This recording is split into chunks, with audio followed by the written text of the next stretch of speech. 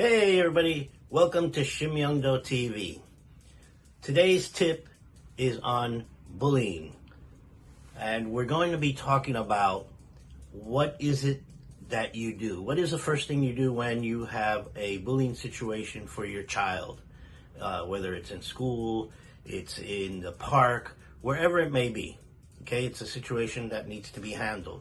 So the first thing that needs to be done is, number one, find out what happened. Was it a verbal abuse? Was it a physical abuse? Or was it something else? And was it just one child, or was it various child? Or was it an adult that was bullying a child?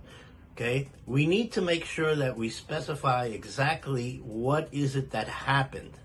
What was the reason? We cannot help our child if we don't know what was the reason for the bullying. Because sometimes we need to help our child to get over and overcome that situation. And sometimes we need to take other actions, to make sure that that doesn't continue and that it stops right there and then, right? I'll talk more about that in future tips, but today's tip is find out what happened before you do anything else. All right, this is Grandmaster Rod with Shimyungdo TV, and anti-bullying tip for today. Thank you. Have a great day. Bye-bye.